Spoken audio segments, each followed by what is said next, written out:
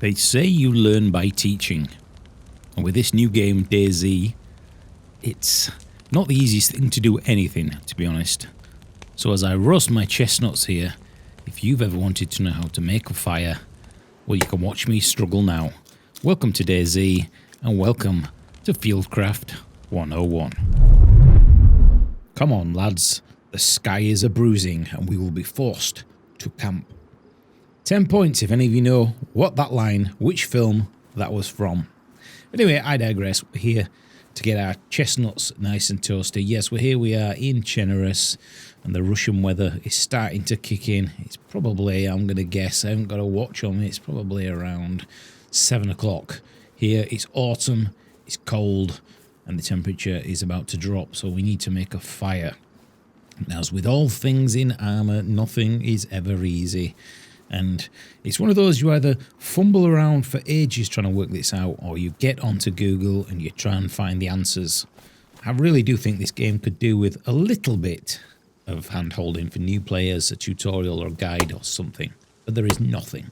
So, first thing we're going to do is we're going to cut a tree down with the hatchet.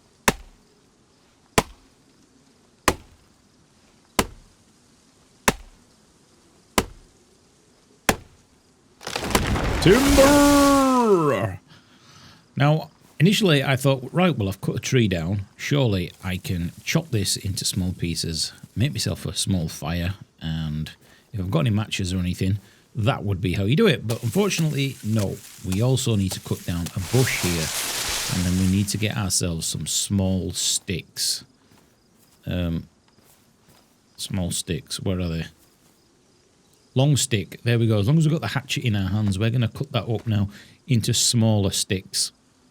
I think this is kind of works for a little bit of the kindling that you also need.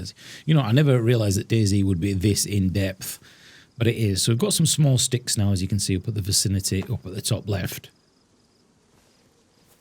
Now, because we haven't got any firelighters, and we haven't got any matches, I'm going to show you how to do this.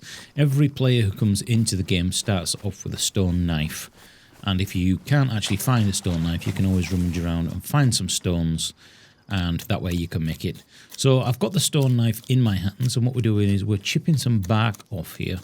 And this is what we're going to mix in with some of the sticks to make the kindling. We're also going to use some of this bark in order to be able to make a fire starter. Yes, a twisty fire starter. Again, this is something that you're not really going to work out unless somebody's either told you or you've done a little bit of Google research.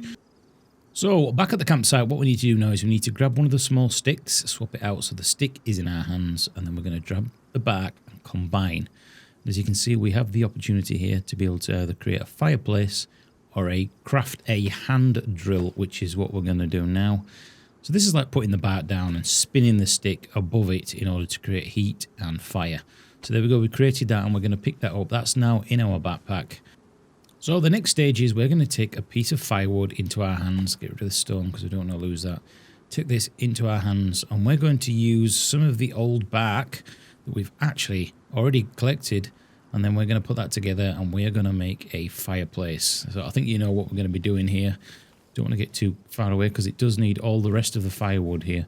You can see there's a little bit of a bug there. The logs are floating. I'm sure they will sort that out at some point. So if we combine that now with some of the bark, let's create the fireplace here. And then what we'll do is we'll grab the twisted fire starter into our hands, and lo and behold, that should be a fire. You can see the temperature down at the bottom. It's actually got an up arrow. That's because we've been working and cutting. The temperature will go up, but as it gets cold and the wind comes in and the rain, if we haven't got any shelter, that will drop. And if we want to be able to cook, if we've only got raw meat or things like that, then this is how we do it. So there we go. That's how we get a lovely roasting fire. And I'm just going to put that back. And I'm going to show you another thing here. If we come and pick up another piece of wood here, or we get within the vicinity of it, you can see as we come back up towards the fire and we press the tab key, you can see here there are options down here for fuel, and we can drag that directly into there and let go. It now says 2, and if we look at the fire, there are now 2 logs on the fire. So there you go. That's how you create a fire when you're out in the wilderness. I'm learning little bit by little in this game. Struggling as I haven't really got anybody else to ask these questions. You've kind of got to go to Google, get in game and try and work it out. And with all things in this game, I don't know why the devs don't add missions like Escape from Tarkov. Give you a sense of purpose to come out here and do things. They could also add motorbikes. You know, trials like the touring bikes, so that you could use those as a storage thing. Obviously, this is an advantage you could get from across the terrain quicker, but you'd also have to look for fuel, and other people would hear the bikes. You know, there's all these things that they could do. It just feels like 5 years. What the hell have they been doing? One thing to take in mind when creating your fire or your campsite, or even if you get your cooking pot out, is you're basically lighting up like a Belisha beacon, telling everybody around you, well, I'm saying everybody around you, I haven't seen anybody for at least 2.5 hours. You are very visible, especially when you're out in the open here. So just consider where you're going to put this campsite, especially at night. As I say, it is a Belisha beacon for everybody around in the valley or up in the mountains to know exactly where you are. Thanks for watching. I've been Box Demons, and this has been Fieldcraft DayZ Episode 1. Signing off. Bye-bye.